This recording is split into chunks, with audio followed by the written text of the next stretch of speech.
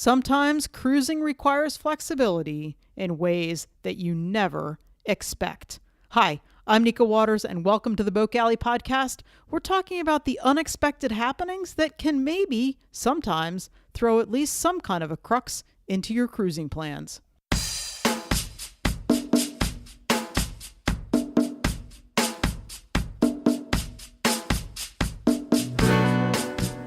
You're listening to the Boat Galley Podcast. Tips, reviews, and how-tos for your cruising adventure.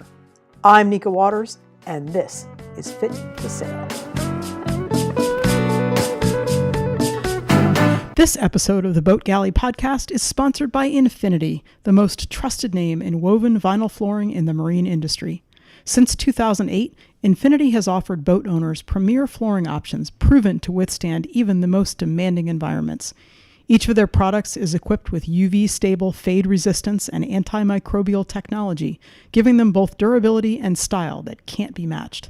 Thinking about kicking carpet to the curb? Make the switch to Infiniti and see the difference true luxury makes. Use the coupon code PODCAST for 50% off samples. Slow down, slow down. Cruising preparation often is filled with things that seem absolutely, totally, 100% unrelated to the actual sailing part. It has things to do that have nothing to do with boats and things to do with nothing to do with living on a boat.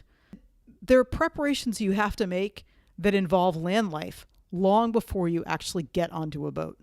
And for us this year, it's got things to do with enjoying watching our son navigate his freshman year in college, helping our youngest go through the whole application process, all the while maneuvering through senior year. And I have to tell you, watching my child be a senior in high school makes me really glad I never have to do that again.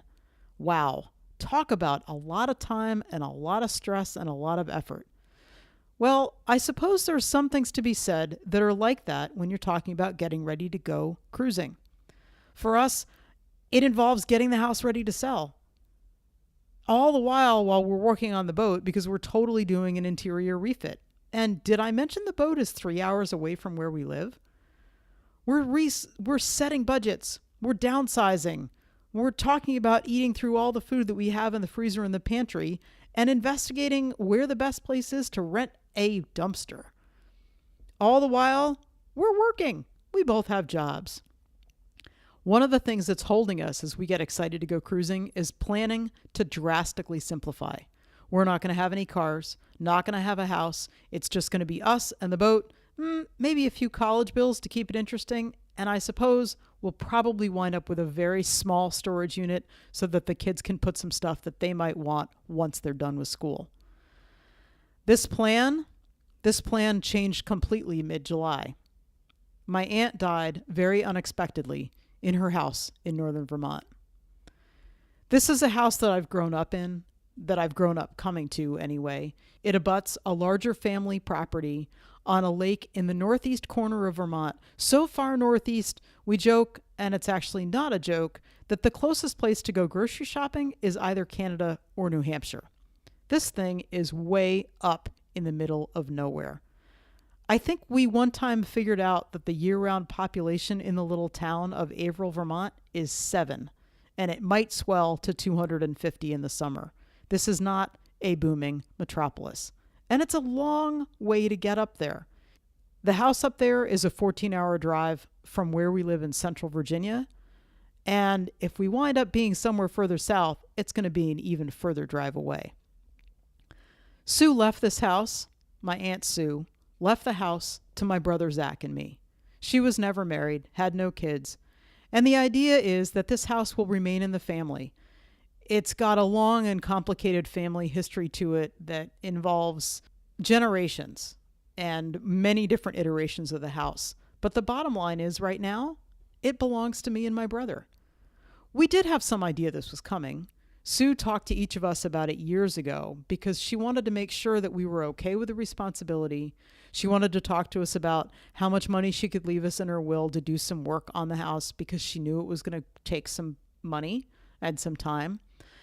And she did, which is great, but it's not going to go remotely as far as we'd like it to go. It's a little bit like working on a boat, is that houses tend to take more money than you think.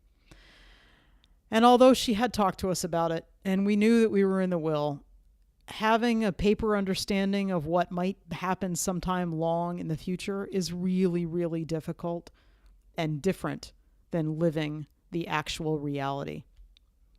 Nope, I'd way rather have her with us, thank you. She actually died 2 days before we were supposed to go up to Vermont this year.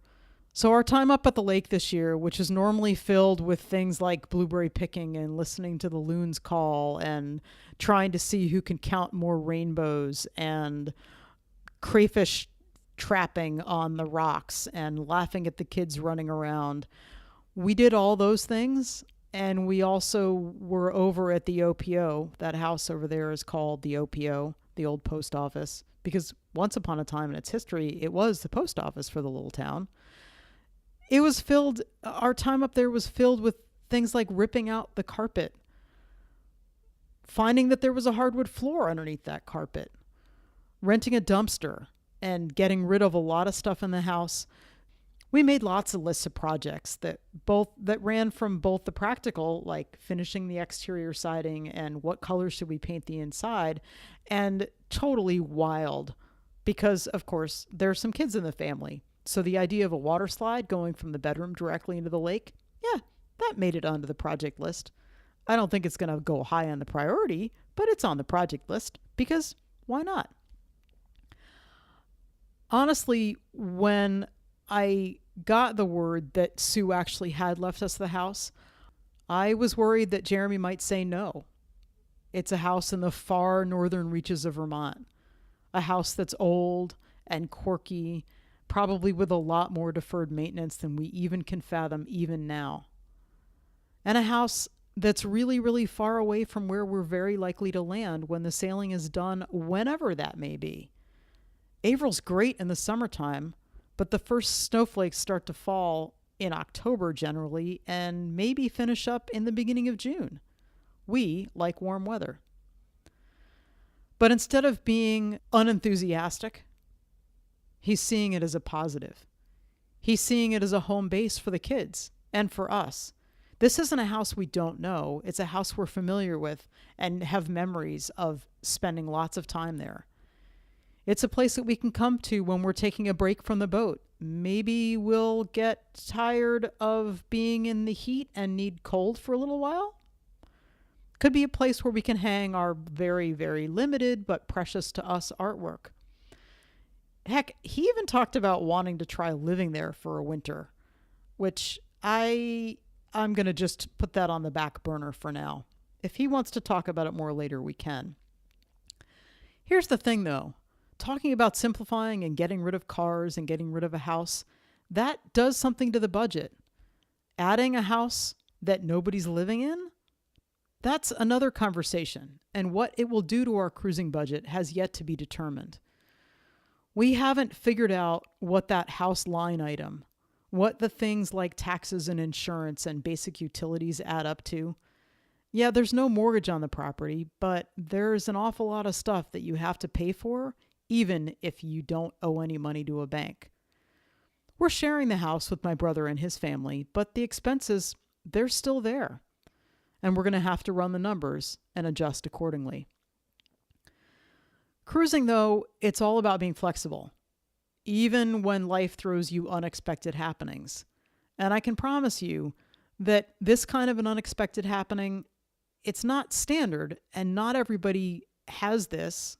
There's something joyful as well as bittersweet and amazingly, incredibly scary about it. But every time you go into an anchorage, you have to be flexible. And adjusting to new circumstances, it happens a lot. Whether it's a weather shift, or not finding your favorite ingredient at the store, or yes, sometimes the loss of a family member.